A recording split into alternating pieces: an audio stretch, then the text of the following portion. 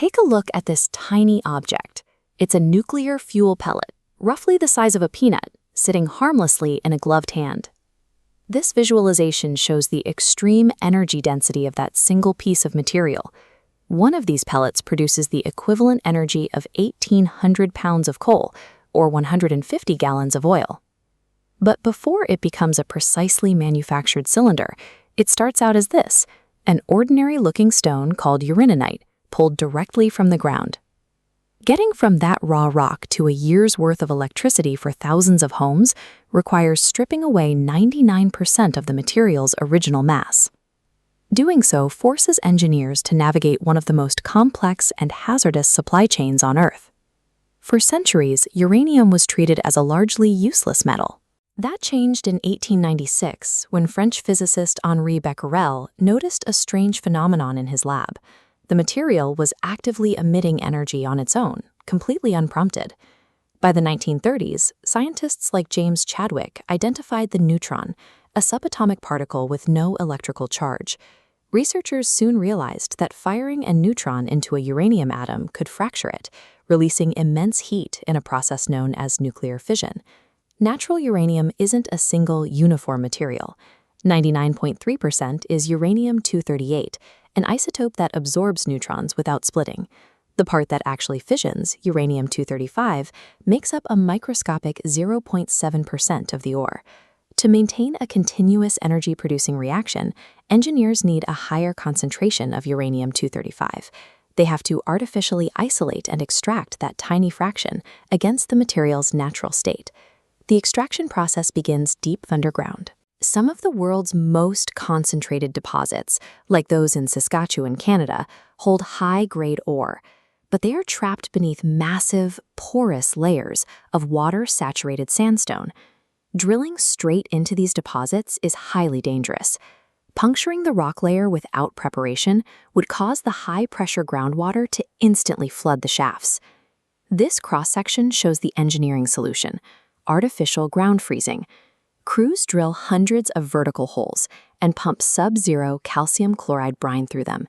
This gradually freezes the surrounding earth and water into a solid wall of ice. With the water safely held back, remote-controlled machinery bores into the dry pilot holes. The rock is crushed and extracted from a distance, protecting workers from both cave-ins and raw radiation exposure. Before a single ounce of fuel is processed, crews literally have to freeze the forces of nature in place just to reach the raw material. Once above ground, the ore is crushed into a fine powder and mixed with strong chemical acids. This dissolves the uranium, allowing the heavier rock impurities to sink out of the mixture.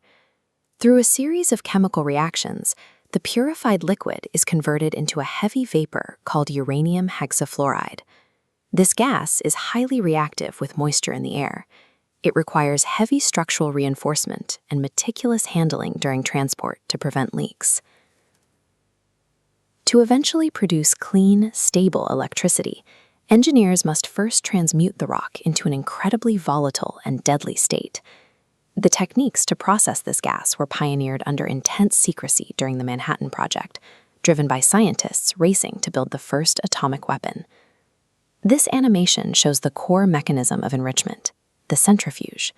The hexafluoride gas is pumped into a cylinder that spins at thousands of revolutions per minute. The resulting centrifugal force flings the heavier U-238 molecules outward against the cylinder wall. Meanwhile, the slightly lighter uranium-235 molecules gather tightly along the dead center axis, where they can be continuously siphoned off. The weight difference between the two isotopes is vanishingly small. To reach the 3 to 5% purity required for a power plant, the gas must be fed through thousands of linked centrifuges, separating the isotopes fraction by fraction. The enrichment process relies entirely on this microscopic battle of gravity and speed to isolate the exact atoms needed to sustain a reaction. Once the target purity is hit, the gas is chemically converted back into a solid powder and baked into those dense, peanut-sized pellets. Robots stack them tightly inside long, heat-resistant zirconium tubes to form fuel assemblies. This diagram shows what happens inside the reactor core. A neutron is fired into the enriched U-235. The impact fractures the atom, throwing off intense heat and additional neutrons, which then strike neighboring atoms to trigger a cascading chain reaction.